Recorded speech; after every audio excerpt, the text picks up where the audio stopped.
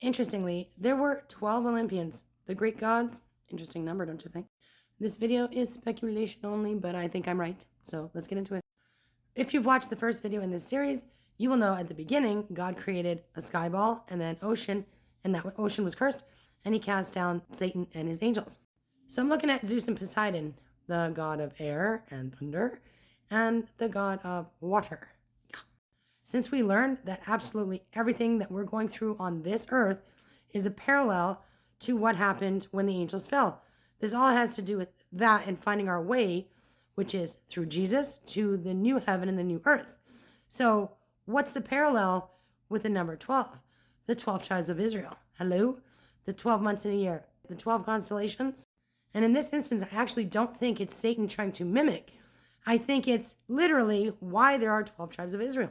Because the 12 tribes come from the second born son, which is Seth, not the firstborn.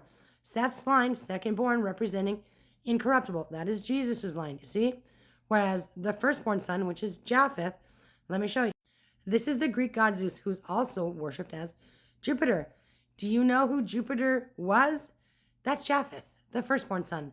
So this is what it says about Zeus. He was the king of the gods. Sounded like Lucifer to me.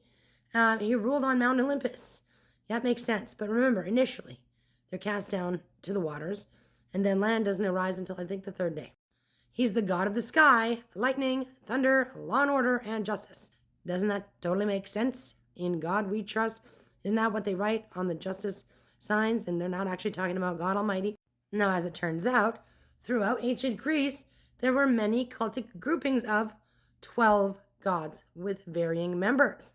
So my personal opinion is that when Lucifer fell, he fell with 11 of his buddies, 12 angels. I think that's the parallel to why we have 12 tribes of Israel.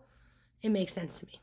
And the first time the word 12 is mentioned in the Bible is actually a reference to Ishmael's princes, 12 princes. So Ishmael was what? The firstborn, the corruptible line. Whereas Isaac, who Abraham was willing to sacrifice, do you see the parallel? The secondborn. Abraham, in this instance, we've got Adam and we've got Jesus. God was willing to sacrifice his one and only son, even though it mentions Adam being his son. You get it? So, yep, I think I'm right. What do you think? P.S. I cannot find a theologian who's come up with this. But hey, why not me? It's good stuff. It makes absolute sense to me. There has to be a parallel for the 12. Get it?